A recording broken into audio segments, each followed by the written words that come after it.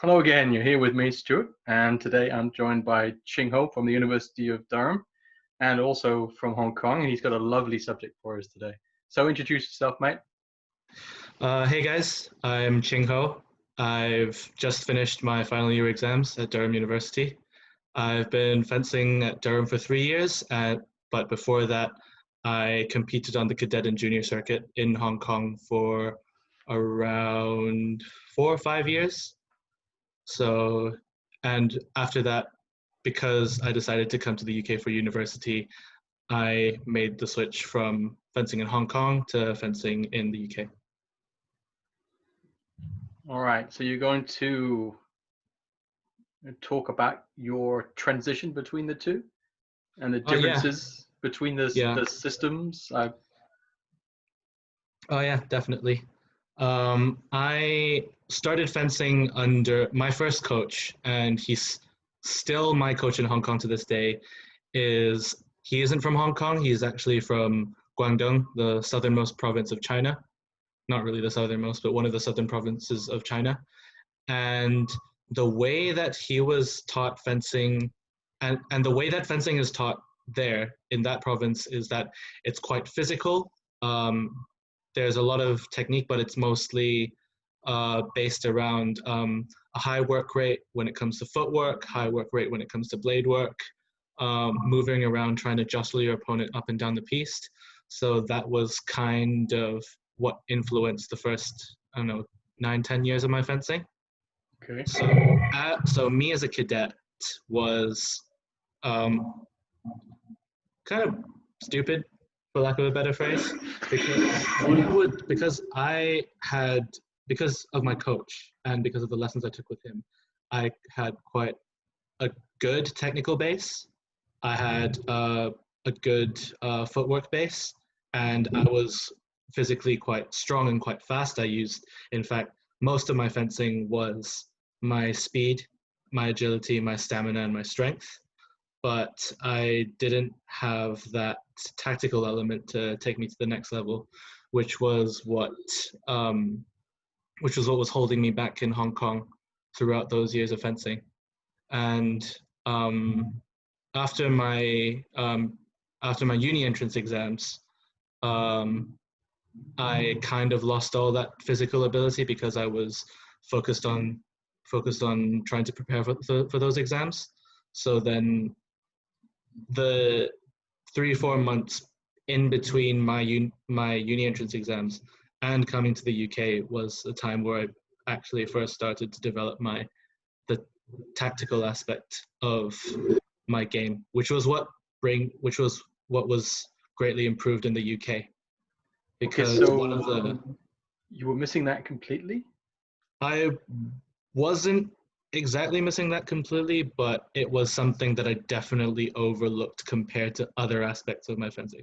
So 15-year-old me, when I am losing to another cadet my level, would go think to myself, there is obviously a problem, but this problem can be solved if I go faster and I take the blade stronger and I spend more time dragging my opponent up and down the piece, and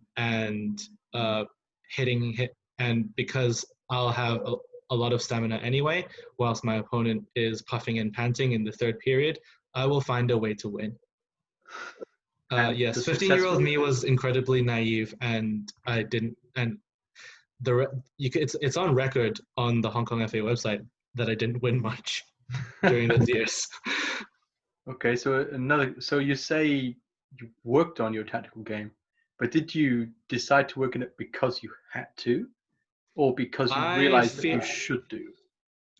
I feel like it's a mixture of both, and this involves, and part of the reason for this is coming to the UK, where I felt like I noticed that the technical base was quite the technical standards for UK's epee fencing were quite different from Hong Kong, but at the same time, all of the people that I fenced had competed so much anyway.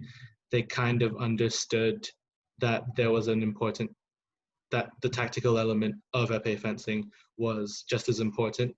And because in Hong Kong, there aren't many competitions per year, whereas in the UK, it is the competitive scene for epee is very strong. You have the LPJS, you have elite epee for just for the kids. Yep. You have county competitions, you have regional competitions, you have all sorts of competitions for all sorts of age groups. So by the time someone persists in fencing to an age similar to mine, they've competed way more than I have, and they've got a lot more experience under their belt. So they're more aware of that tactical element, I think, compared to me. How many big competitions are there in Hong Kong? So every year there are 3 junior competitions sanctioned by the Hong Kong FA, and they select from the best 4 results. So your results are counted over a year and 4 months, around that amount of time. Okay. And so sure, not only do you have not a lot of opportunities to fence in a highly competitive environment, you also don't have a lot of chances to climb up the rankings into the Hong Kong team. Wow. Okay, that's a bit of a crucible. Just those tournaments per year. So is there no other tournaments? There are other tournaments, but they're usually quite small and no one really goes to them because they don't really count for anything. Because there are club tournaments that multiple different clubs organize or band together to organize, and they try and attract more people to compete. And but at the same time, they can only focus on the under 12, under 10, under 14, and under 8 categories.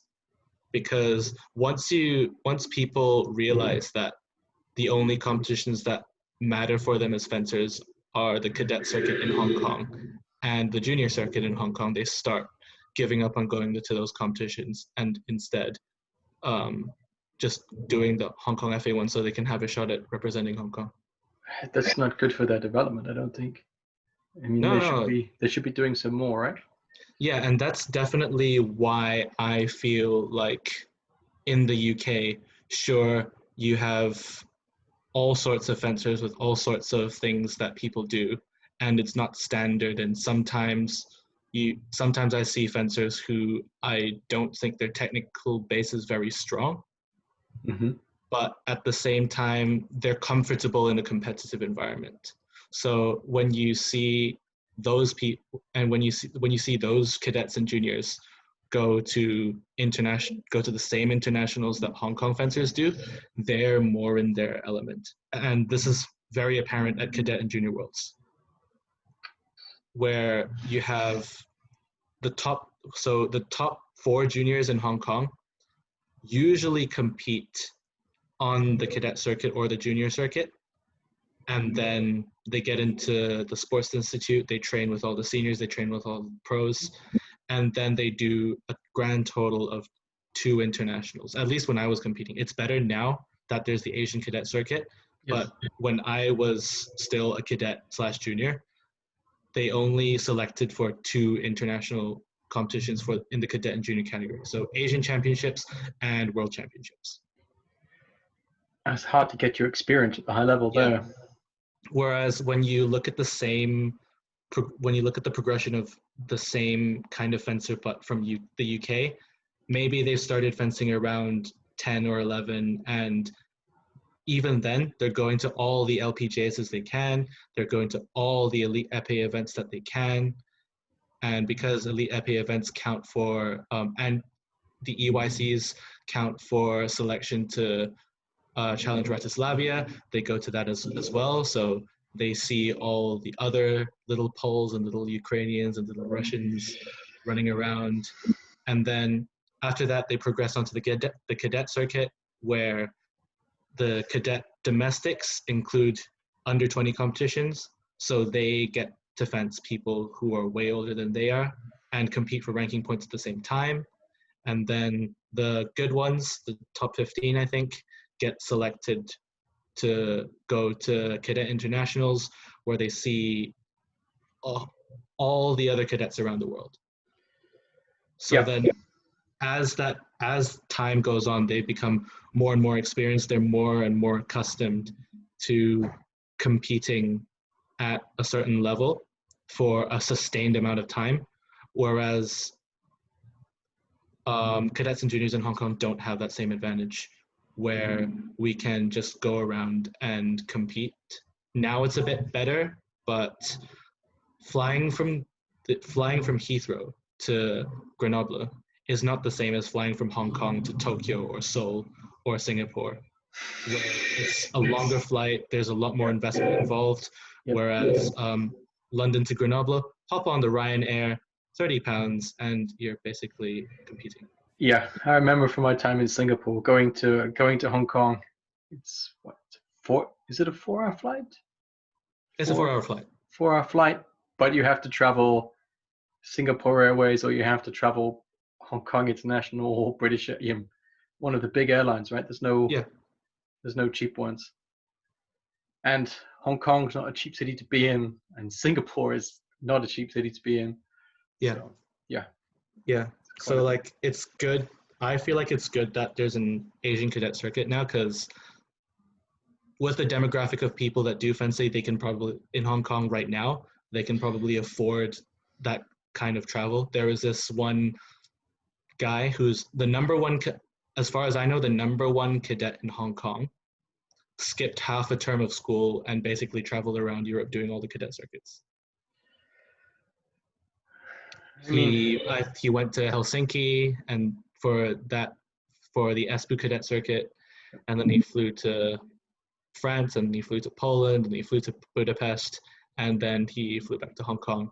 And shortly after that, he went to Asian Cadet Championships. Yep. So then, in this, I think in this era of Hong Kong's fencing, you're starting to see a lot of cadets and juniors who see that the fencing world is quite big, and because of the money that they have in their families, they can afford the experience of going to Europe and fencing other cadets who have come from countries where this fencing system's a bit more mature and a bit more advanced. Yeah, but that was completely unavailable when I was a cadet or a junior. I don't think any coach encouraged that in Hong Kong ever. Oh, okay. Which I found quite weird. It is a bit strange. But there are a host of other. I think looking back, I guess there are a host of other reasons why they wouldn't. I mean, for sure, you need to do your physical training. You need to do your tactical training, your technical training, but you also need experience, right? You've got to try to find a balance between traveling everywhere and spending time just getting better. Yeah, definitely. And yeah, it's a harsh reality. It favors people with the money. Yeah. But I think that's actually the same in every sport. Yeah. I think. Yes, right? It's quite the same with every sport, especially in Hong Kong, where we're actually when it comes to sport in general, we're quite far away from everything. Maybe apart from table tennis and badminton, where we have China upstairs, where we can just send the Hong Kong team and get blooded in the leagues and then come back way stronger than before. Mm-hmm. But with a sport like fencing, where the majority of the countries that are strong are in Europe, it's quite difficult for someone from Hong Kong to get to that level. I mean, it's started to change a bit now, right? It's starting to change a bit now. Japan is strong, China is strong, and I would say actually men's foil, Hong Kong is strong, right? Yeah, qualified for the Olympics. Oh, very, very, very, very good. I should mention really good Korea, right? Because they're pretty good too. Yeah. So, yeah. Yeah, experience is important. Okay, so so let's go all the way back. Yeah, let's go all the way back. All the I way think back. we So got sidetracked. you had done your entrance exams or your university Yeah, entrance exams. You yeah, decided to concentrate a bit more on tactics. yeah. And at the same time, I felt like my fencing in Hong Kong wasn't being developed as much. Like in terms of working on stuff with my coach, I was getting a bit better, but at the same time, Hong Kong, as I just mentioned before, didn't offer that same level of competitive experience that I could get, and that kind of served as a factor in me wanting to study abroad. Yeah, I got to Obviously, I say, wanted. when I I was was a when I was in Singapore, I popped into a local club, and there was like 3 or 4 members of Hong Kong Epee team just in the club. Let's come over for a week to train in Singapore. Yeah, Just get some experience. So yeah, and like you see that all the time with cadets and juniors these days. They all go to other places to train. A few friends of mine actually went to Vashash for a week okay, to train there. Their club paid for them to go over and train in Vashash and then come back to prepare for the Asian Junior Championships. wow, okay. Rashish is a nice club to prepare at. Yeah. So, but yeah, I had always wanted to study abroad because of my subject choice. Studying history in the UK was quite an attractive proposition for me. So with that in mind, I went through all the universities that had done quite well in fencing, and yeah, Durham popped up quite quickly because in the year that I was doing my exams, we had just won the first Bucks Championship in quite a while, and with a host of fencers that were very, very strong at the time. Yep. So that was definitely something that attracted me over. And some good facilities as well. Yeah, very good facilities. I didn't realize how different clubs were in the UK compared to clubs in Hong Kong. And that was a huge culture shock for me coming over to the UK. Would you like to expand on that a bit more, mate? Yeah. So my club when it comes to fencing in Hong Kong, a lot of people take medal pistes for granted. And a lot of people expect to walk into the club with their gear and see all the medal pistes on sprung floors with Favreau machines hung on the roof, and then you just put your kit on, clip on, and you fence. When time is up, you clip off. You don't have to do anything, and you just pack your stuff in and leave. When it comes to maintenance, don't worry about it. The club will sort it out for you. When it comes to armory, you'll have coaches who either teach you how to do it or they'll do it for you. Okay, that's very different.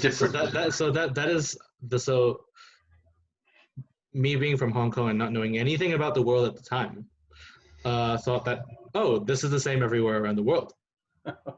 And then I come to Durham, and then I see the sprung metal piece, but at the same time I see the training pieces. So I go, okay, there are metal pieces, but not all of the pieces are metal. That's okay, I can work with that. Cool, whatever. But then 2 months later, during I think Christmas break, I went down to London to train for a bit with some of the at a club that was really strong for Epee, Brixton.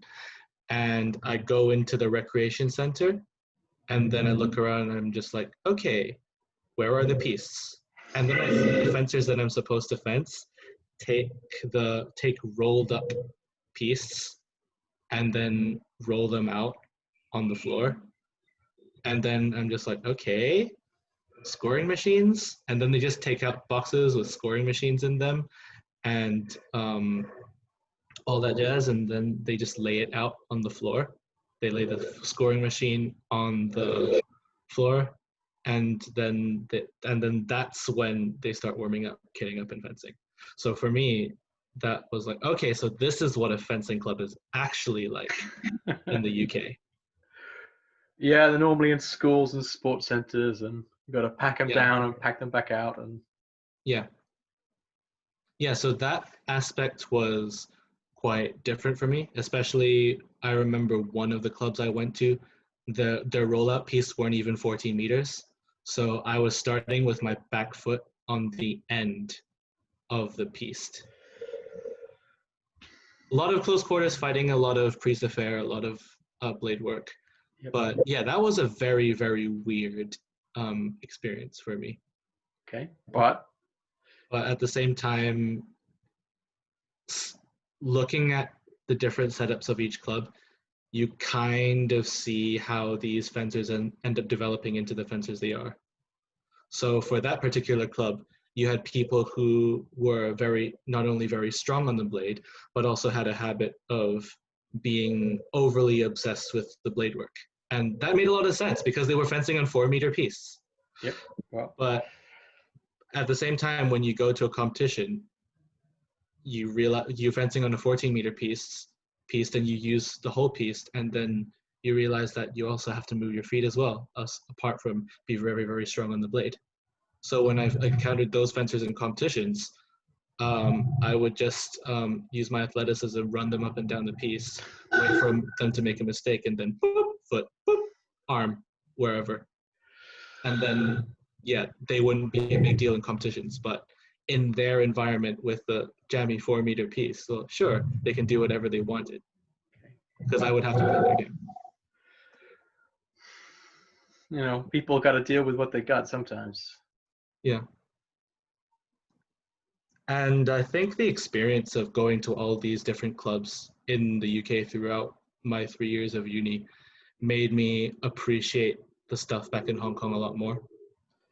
So like going back to Hong Kong fencing on the metal pistes, I felt like I wouldn't take them as for granted anymore. I wouldn't make those metal pistes an expectation to every club that I go to. Yeah. And not that I did before, but but during the summer where I would go back to Hong Kong and fence on those metal pistes, it would, and this sounds kind of weird, but it feels oddly great to be back on the metal piste. Yeah. I would think so. Yeah, so that is one big difference between the club setups in Hong Kong and in the UK. Okay. And yeah, that was definitely an eye-opener for me, because it wasn't just being in a sports center with a roll-up piece. Some just like use the lines drawn by badminton courts as their pistes.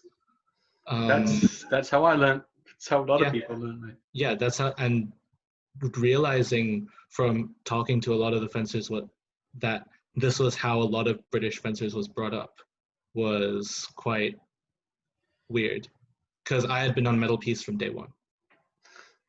Wow. Okay, that's nice. That's very nice. But yeah, I learned to fence in sports halls, church halls. I mean, one of the clubs I'm in at the moment, we're in the sports hall of a primary school. Yeah. There you go. So, okay, tactical development. When it came to tactical development, I felt like the sheer amount of competitions in the UK helped me a lot, because in Hong Kong, as I mentioned before, you only have so many competitions that you can go to, whereas in the UK you have the junior circuit where senior competitions are involved, but you also have all different types of senior competitions. So like, I didn't expect there to be an open for literally every county that I could and region that I could think of. There's almost 2 tournaments a weekend, I think. Yeah, there's a of varying levels, right? From 12 obviously varying people, levels. from 12 people that Yeah. it's fun to Yeah, but at the ones. same time, it meant that I had a lot of choice as to in terms of the tournaments that I could choose from. So, say for example, I could go to the London International Open, one of the biggest tournaments for epee in the UK, where I would fence all sorts. I would already be fencing pretty good fencers in the 64 and the 32. Mm-hmm. Or I could go to an intermediate level like the Merseyside, where sure I would meet 5 or 6 strong epee fencers, but at the same time everyone else would either not be at the same level as I was, or be at a level where they could cause me trouble. And this was one of the most valuable, these intermediate tournaments were some of the most valuable learning experiences that I had in the UK. Because in Hong Kong, everyone who is taught to fence is taught to fence nice. Your on guard has to be pretty, you have to extend in a certain way. Okay. Otherwise, you're doing it wrong. Your footwork has to be smooth. So when you get a bunch of, so when you see cadets, juniors, and seniors fencing in Hong Kong, everyone has nice footwork, everyone has pretty blade work, everyone bounces around in the stereotypical Asian way. So then for me, fencing in Hong Kong, even though I didn't achieve that much success, it was quite comfortable fencing those people because I was familiar with those people. At the same time, it also has to do with the fact that I was there for 10 years. But it was definitely more comfortable fencing that kind of fencer because their fencing sort of made sense to me. Mm-hmm. Whereas you come to the UK where the training is obviously a bit more decentralized. There's a lot more room for an individual idea of epee fencing. So one funny story that I have is this 50-year-old man asked me to warm up with him in a tournament, and I'm thinking, okay, who are you? Why do you want to warm up with me? But that's okay, I'll warm up with you. And then when we go on guard ready fence, he was holding a pommel, and then he also has long arms, so he lays down his arms, and then he starts swinging his pommel around like a lasso. And then so basically he was just like doing this the whole time. Okay. And he was also taking very small steps forwards and backwards. And then I thought to myself, right, you think I'm a bad fencer, and I'm going to destroy you and prove you wrong.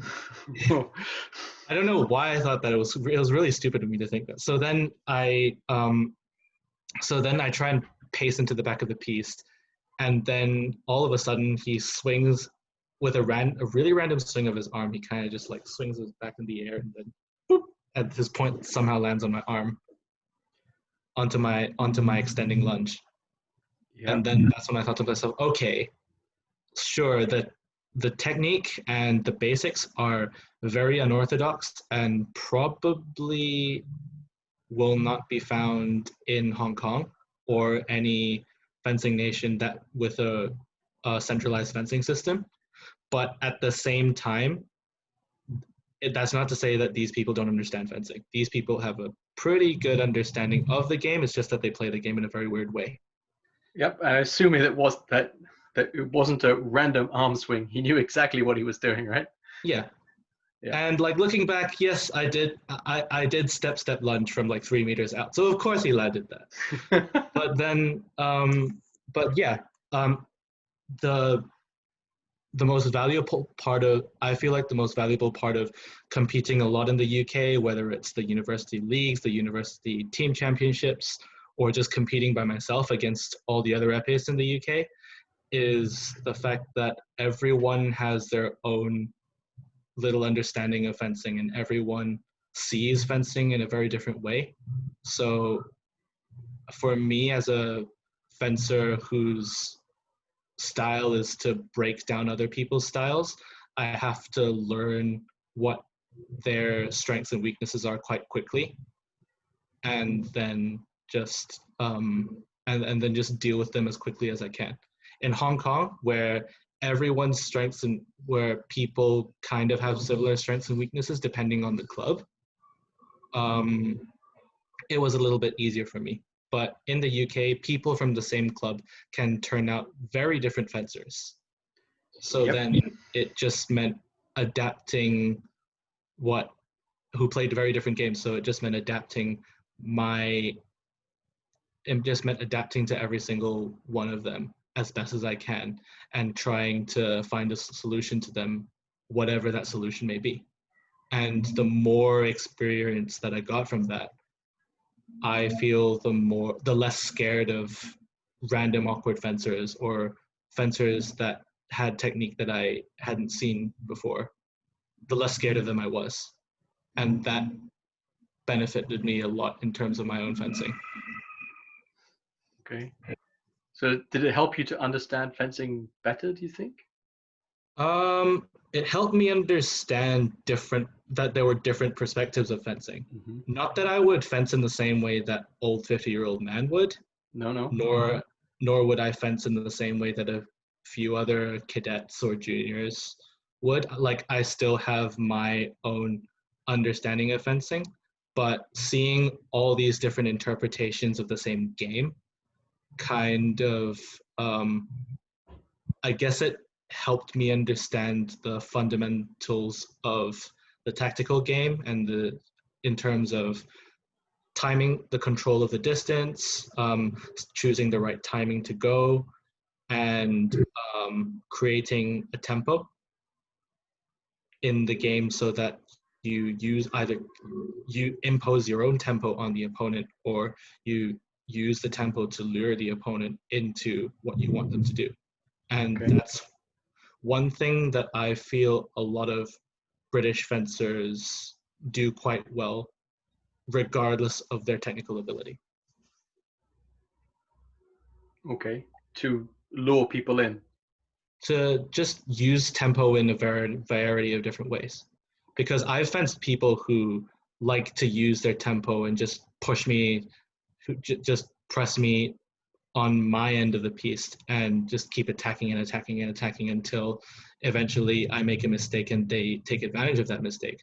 Or you see people use a slower tempo to lure me into attacking and lure me into making mistakes. And you see that with a lot of vet fencers.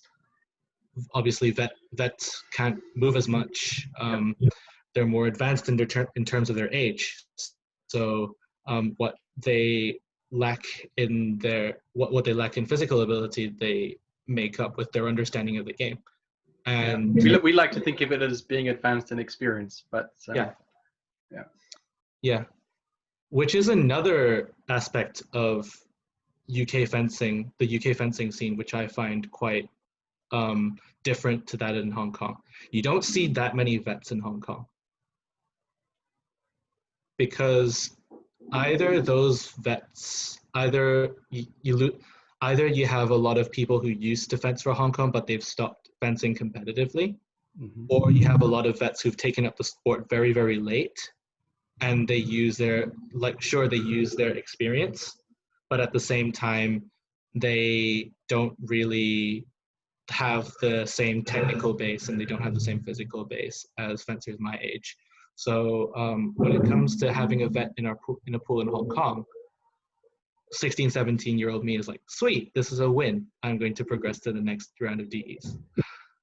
Whereas when I take that line of thought to the UK, big mistake, because the people that used to fence in the Olympics 40 years ago, 30 years ago, are still fencing in the circuit right now. Yeah, so, now and then. Yep, they like to jump out and hit some young cadet that thinks they're good. And give them a shock. Yeah. So I remember fencing an I think Graham Paul. He was he did foil at the Olympics for Great Britain, but for some reason he was doing epee. And I met him in the 64 over competition. He was a very difficult person to grind down. And and because not only did he have that wealth of experience being 70 years old and all, but at the same time, he also has that technical base from previously being at a high level. Sure, he can't move around as quickly as he did before, but at the same time, when it comes to stop hits to the wrist, setting up counterattacks to the body, setting up attacks in preparation, he still has that feeling in him despite being 70, and despite being 70, he can still do those things as well as any good cadet or any good junior can. Yeah, and that aspect of UK fencing was a huge eye-opener to me, because as if I was to make it to the later rounds or to medal or to even win the competition, not only do I have to get through the good UK, before I think about getting through the top 20, top 30 in the UK, I have to deal with these vets who hop around, kick some average cadet or junior's ass in the 64, kick another one in the 32, and then bow out in the 16. Yep. So then before I have to think about fencing the top 20, top 30 in the UK, I have to think about fencing vets. And fencing vets ultimately opened up a new area of my game where I played a longer game, didn't necessarily have to move as fast as I did against juniors and cadets, but it was more focused on the acceleration of my actions as opposed to the speed of my actions, because these vets do not care about my speed. So the only way I can get them is my acceleration, the change of speed, where I go from slow to fast. I'm sure they love your speed. If you just put your speed down all the time, they're going to hit you on the hand every single time or parry you. Yeah, you've got to pick the right moment, right? Yeah, I can't use my speed all the time because vets learn very, very quickly. They learn that even if I'm going really, really fast, more often than not, I'm going at one speed because I'm already starting at the high tempo. And at the same time, if I start at that high tempo and try and accelerate, there's not going to be a lot of difference between my attack speed and my normal speed because I'm already being really fast anyway. Yep. And that was that lesson took me a long time to learn, and it involved 2 or 3 32s and 16s dropped to vets. But towards the end of my second term in first year, that was one of the most important lessons that I learned from fencing in the UK. All right. Just to slow down that much and then like you slow down that little bit and you see, and ultimately the game against the vet becomes very, very different. I'm sure you're able to use that learning in all your fights, actually. Yeah. I think that really showed in my last junior season. So like the 2018-2019 season, I was doing a lot of junior competitions, mostly junior competitions, and to slow down and to see all the juniors and cadets around me trying to speed up the game, trying to adopt a more physical approach when dealing with me, it actually made fencing them slightly easier, because the more they did, the more mistakes they made and the more I could take advantage of. Whereas although I'm not moving as fast as I used to before, at the same time, I'm not letting their speed affect mine. And just because I'm moving a bit slower doesn't mean I'm less proactive than I was before. In fact, it gives me a lot more opportunities to be a lot more proactive. And it gives me a lot more opportunities to sync up with their footwork, to catch their rhythm, to catch their tempo, and work off of that. Nice. There's some good life lessons for you right there. Yeah. They were quite expensive ones at the start, but I got there in the end, so I'm quite happy. Yeah. Experience is the bitterest teacher. I think that's a little Confucius for you, but sometimes it's the only teacher. Yeah. Okay, so I think we'll leave it there. And now you're able to enjoy this beautiful British summer, but while staying safe and alert. Definitely. Definitely. Okay, well, thanks for coming on. Yeah, thanks for having me. It was really nice to talk about fencing, and it really reminded me about how much I missed the sport and how much I missed like grabbing my epee, kitting up and stabbing other people. Oh, we all miss it, mate. The camaraderie, hitting people, going down the club, even the horrible things, even the disgusting smell of all those sweaty fences. Yeah. Yeah, still miss that. But Definitely. hopefully we'll all be back together again soon. So yeah, in due time. All in due time. yeah. Okay. Thanks, mate. Right. Thanks. See ya.